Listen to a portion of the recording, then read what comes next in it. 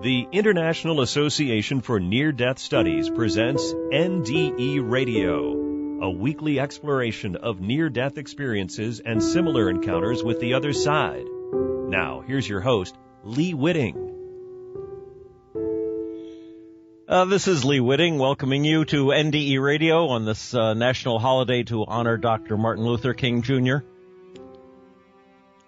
Today I'm avoiding the mention of IANDS, the International Association for Near-Death Studies, because I plan to quote Dr. King throughout this program, and that might be construed as both religious and political. IANDS is, of course, neither political nor religious in its exploration of near-death experience. I mention this since we had a complaint a few weeks ago concerning an NDE Radio speculation I made that fundamentalist Christians might have voted for Trump because of, quote, the last Trump, unquote, references in the Bible, that Trump and the last Trump announcing the apocalypse in the Bible might have been taken to be one and the same. So from now on, I will begin with a disclaimer on behalf of IANDS whenever I get into things controversial, which is bound to happen from time to time. To quote Dr. King, our lives begin to end the day we become silent about things that matter. But lest you think today's show has nothing to do with NDEs, let me assure you that that may not be true. In fact, I would like to suggest that there were at least two occasions in his life when Martin Luther King Jr. might have experienced an NDE or OBE.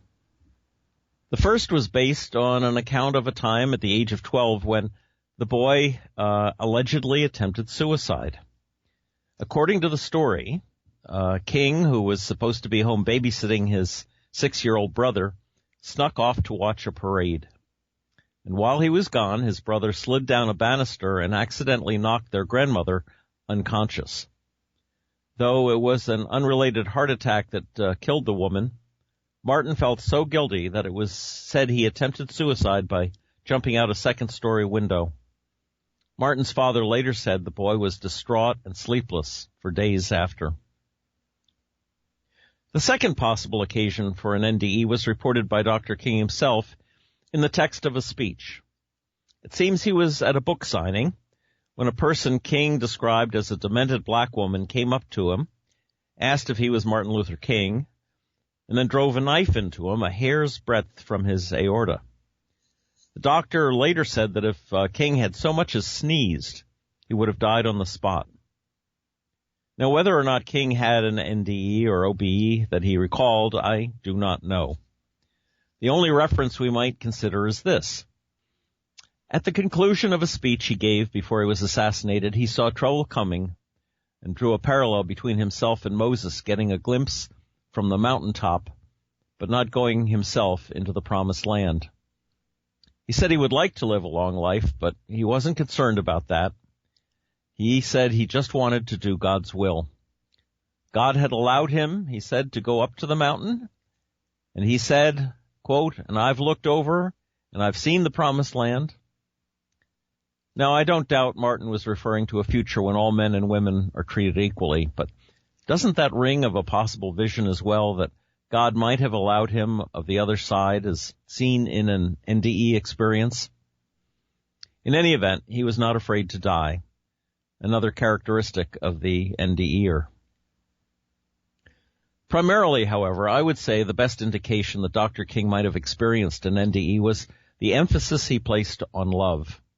The power of love to overcome hatred, the nature of love being the nature of God, and the only way to heal a broken nation, the only way to heal the racism of his day, which we now see reemerging in America today.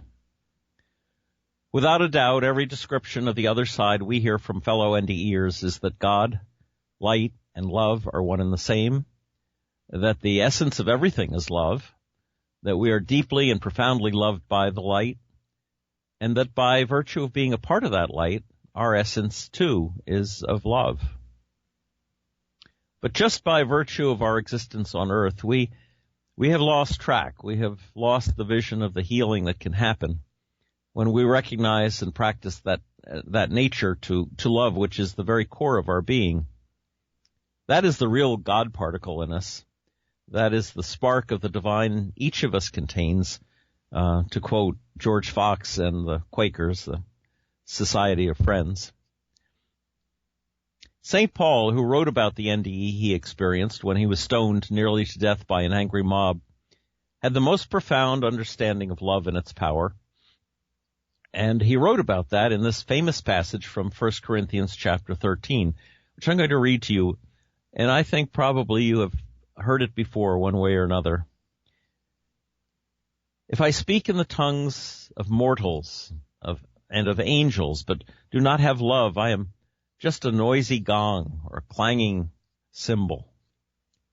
Just noise. And if I have prophetic powers, understand all mysteries and all knowledge, and if I have all faith so as to remove mountains, but do not have love, I am nothing. If I give away all my possessions, and if I hand over my body so that I may boast, but I do not have love, I gain nothing. Love is patient. Love is kind. Love is not envious or boastful or arrogant or rude. It does not insist on its own way. It is not irritable or resentful. It does not rejoice in wrongdoing, but rejoices in the truth. It bears all things, believes all things, hopes all things, endures all things. Love never ends. But as for prophecies, they will come to an end. As for tongues, they will cease. As for knowledge, it will come to an end. For we know only in part, and we prophesy only in part. But when the complete comes, the partial will come to an end. When I was a child, I spoke like a child. I thought like a child. I reasoned like a child. When I became an adult, I put an end to childish ways. For now we see in a mirror, dimly, but then we will see face to face. Now I know only in part. Then I will know fully, even as I have been fully known. And now faith, hope, and love abide, these three, and the greatest of these is love. And I'm going to talk a little about the difference between love and faith in a minute, because it's really, as I thought about this passage and talking about this program and what it might mean for our country today, where we go with love and with faith might be two entirely different directions.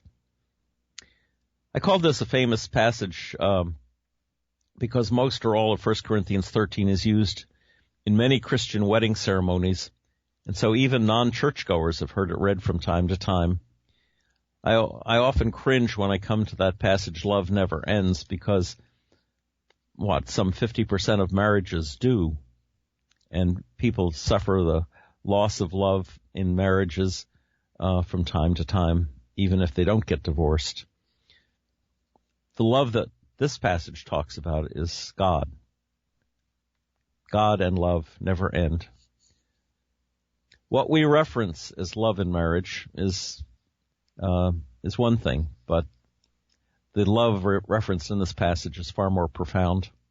And St. Paul saw it, and Martin Luther King did as well. Why does St. Paul compare faith, hope, and love and actually rank love above the other two? Well, simply put, because hope implies the possibility of doubt.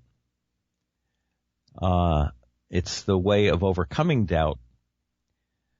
Faith implies a focusing of the mind. Faith and hope, by the way, are emphasized more fully, I think, by Christian churches than is love. Unfortunately, I would add to that. Churches excel in providing hope and in developing and nurturing faith. But it's the rare church that makes love its primary goal. In some ways, faith and love are contradictory, or at times can work against one another.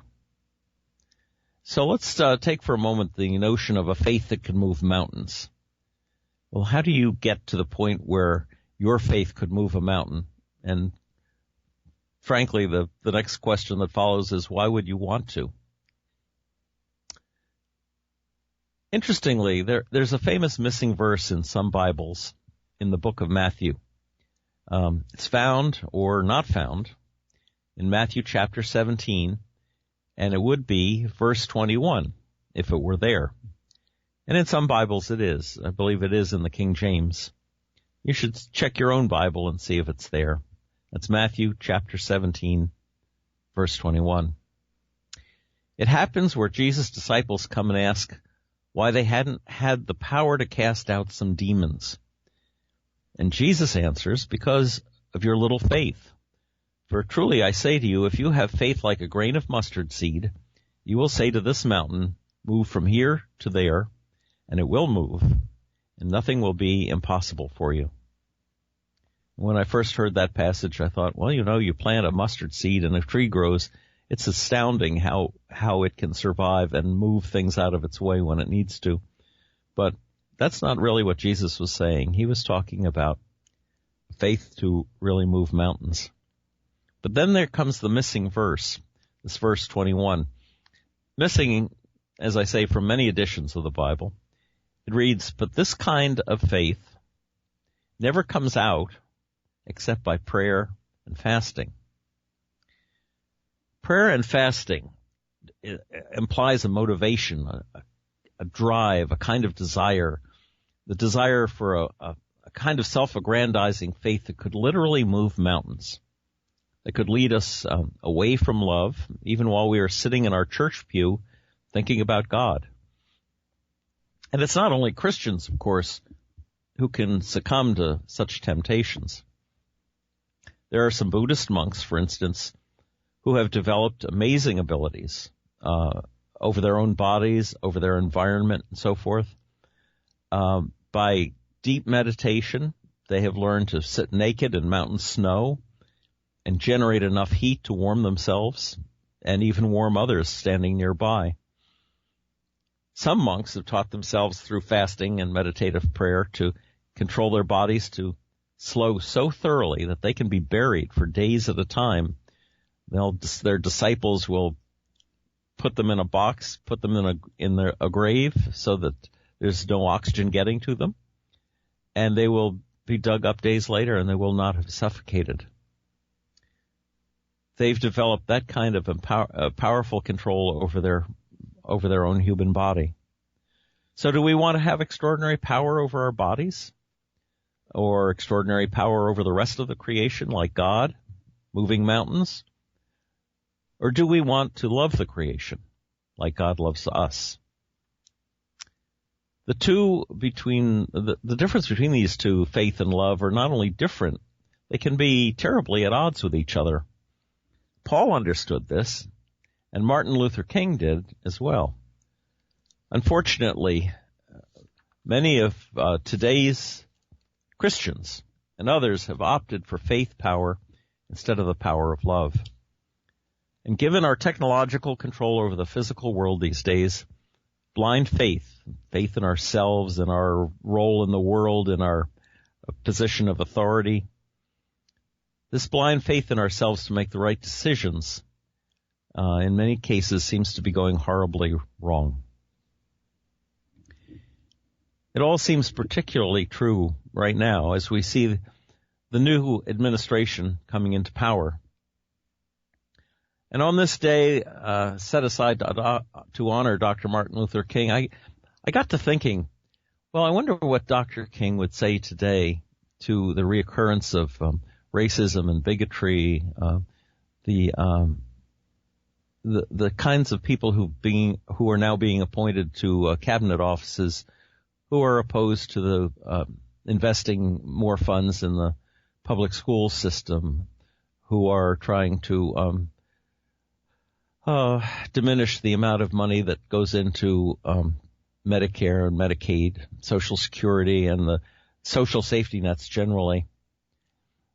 What would Dr. King have to say to his old enemies, and the old enemies, I should say, of greed and racism and prejudice and religious bigotry and hatred and the threat of unbridled political power and the muffling of the free press and the manipulation of spy agencies of the government that he was up against himself half a century ago when J. Edgar Hoover was in hot pursuit of him and who may even have engineered his assassination. And these same forces we see emerging again today. Anyway, trying to put that picture together, I went and looked up some of the quotes attributed to Dr. King and thought of how and to whom they might be directed if King were with us today. First, as a general statement to Muslims and Christians both, King might have repeated his observation that, quote, darkness cannot drive out darkness. Only light can do that. Hate cannot drive out hate. Only love can do that. And as an addendum, let no man pull you so low as to hate him. And to the recurrence of bigotry in America, and we see it, it came up over and over again during and even after this recent election. Slogans of hatred painted on synagogues and on mosques, women wearing the traditional Muslim outfit being harassed and having their head coverings pulled off, and mosques actually physically attacked and attempted fires and the like. To that, King might have said in the end, this is a quote from him, in the end we will remember not the words of our enemies, but the silence of our friends.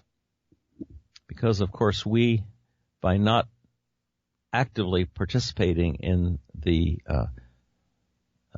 in the protest of these awful acts, we're the silent friends that he was talking to. And here's a quote from Martin that would have been appropriate to Nazi Germany, to Assad Syria, to Putin's Russia, or to any authoritarian regime. It's Dr. King said, quote, there comes a time when one must take a position that is neither safe, nor politic, nor popular, but he must take it because conscience tells him it is right. End quote. And also, the ultimate measure of a man is not where he stands in moments of comfort and convenience, but where he stands at times of challenge and controversy. End quote.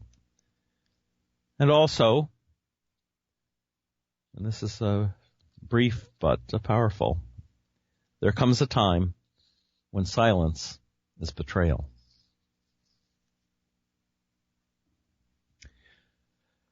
To address some of these to new appointees. To the new appointee as Secretary of the Department of Education, who has spent much of her professional life in opposition to public school education and to public school funding, and is emphasizing the development of private, for-profit charter schools. Dr. King might have said intelligence plus character. Intelligence plus character. That is the goal of true education, as opposed to segregation and profit. Intelligence plus character. And to the new appointee as Attorney General, Sessions, who was opposed to equal voting rights for all American citizens, even in Martin Luther King's time, and remains so today, was quoted as saying when the Supreme Court dismantled the Voting Rights Act, this is a wonderful day for the South. King might have said injustice anywhere is a threat to justice everywhere. And also, never forget that everything Hitler did in Germany was legal. And also, we must live together as brothers or perish together as fools. And to the cabinet appointees who do not accept climate change and environmental pollution as an immediate threat to our survival, King might have used this quote, science investigates, religion interprets. Science gives man knowledge, which is power. Religion gives man wisdom, which is control. Science deals mainly with facts. Religion deals mainly with values. The two are not rivals. And to President Trump, Those who are not looking for happiness are the most likely to find it, because those who are searching for happiness forget that the surest way to be happy is to seek happiness for others. And then to all of us, King said in a speech, "Now there is a final reason I think that Jesus says, love your enemies. It is this, that love has within it a redemptive power. And there is a power there that eventually transforms individuals. Just keep being friendly to that person. Just keep loving them, and they can't stand it too long.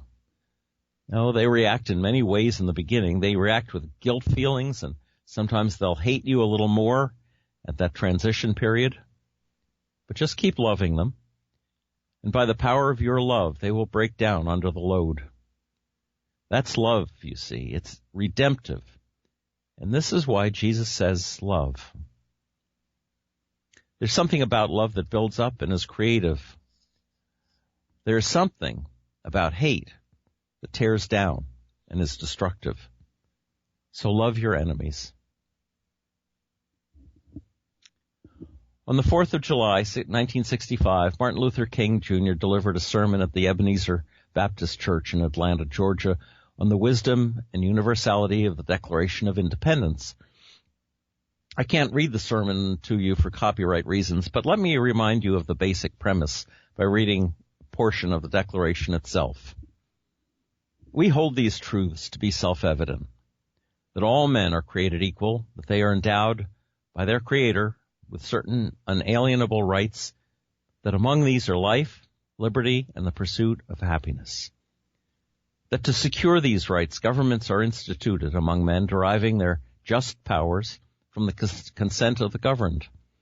That whenever any form of government becomes destructive of these ends, it is the right of the people to alter or to abolish it, and to institute new government, laying its foundation on such principles and organizing its powers in such form as to them shall seem most likely to affect their safety and happiness. Prudence, indeed, will dictate that governments long established should not be changed for light and transient causes. And accordingly, all experience has shown that mankind are more disposed to suffer, while evils are sufferable, than to right themselves by abolishing the forms to which they are accustomed. In other words, we can get real comfortable with these things over a long period of time. But when a long train of abuses and usurpations, pursuing invariably the same object, evinces a design to reduce them under absolute despotism, it is their right, it is their duty to throw off such government and to provide new guards for their future security.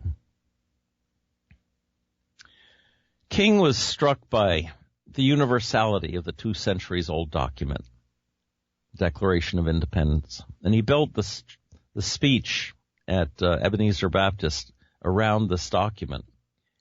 And like all his speeches, it was a very powerful presentation. He pointed out, Declaration, it doesn't say some men. It says all men. It doesn't say all white men. It says all men, which includes black men. It does not say all Gentiles. It says all men, which includes Jews. It doesn't say all Protestants. It says all men, which includes Catholics.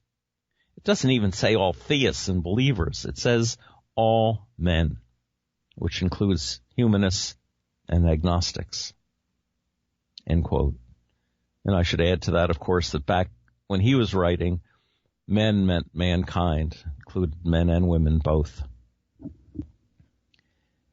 It seems shocking to me, someone who lived through Martin Luther King's time and marched in the streets of New York and Washington, that we should today find ourselves thrown back to that same era of restricting voter rights, harassing people of other faiths and colors, and looking to an authoritarian form of government run by and for corporate interests and holding power by bullying the press and promising to enforce laws favoring popular prejudices, ignorance, and hatred. There were other quotes from that same speech at Ebenezer Baptist which seem painfully appropriate to today. Quotes such as, quote, "The price that America must pay for the continued suppression of the Negro and other minority groups is the price of its own destruction. For the hour is late, and the clock of destiny is ticking out." King also said the phrase, "All men are created equal," means every man has a capacity to have fellowship with God. And this gives him a uniqueness. It gives him worth. It gives him dignity. And we must never forget this as a nation. There are no gradations in the image of God. We are all made in the image of God. King even had some words for today's one percenters, the wealthy class. He said, quote, "A class system can be as vicious and as evil as a system based on racial prejudice. And that's why we must join the war against poverty and believe in the dignity of all work." King said, "I'm tired of this stuff about menial labor. What makes it menial is that we don't pay folk anything. Give somebody a job and pay them some money so they can live and educate their children and buy a home and have the basic necessities of life. And no matter what the job is, it takes on dignity." Of course, King was also a realist. He said, "History is the long story of the fact that privileged groups seldom give up their privileges without strong resistance. They seldom do it voluntarily. And so if the American dream is to be a reality, we must work to make it a reality and realize the urgency of the moment." But as always, King came back to love, the topic of love. He said, quote, "Oh yes, love is the way. Love is the only absolute. More and more I see this. I've seen too much hate to want to hate myself. Hate is too great a burden to bear. I've seen it on the faces of too many sheriffs in the South. I've seen hate. I've seen hate in the faces and even the walk of too many Klansmen of the South. I've seen hate. Hate distorts the personality. Hate does something to the soul that causes one to lose its objectivity. The man who hates can't think straight. The man who hates can't reason right. The man who hates can't see right. The man who hates can't walk right. And I know that Jesus is right, that love is the way, and this is why John said, quote, God is love, so that he who hates does not know God, but he who loves at that moment has the key that opens the door to the meaning of ultimate reality." Just some of the words of Martin Luther King Jr. Did he learn these truths through an NDE? Well, I guess we'll have to ask him when we get over there. If you'd like to listen again to this or any of our past shows, just go to our website at nderadio.org and tune in next Monday, 11 a.m. Eastern, for more NDE Radio. This is Lee Witting saying thanks for listening.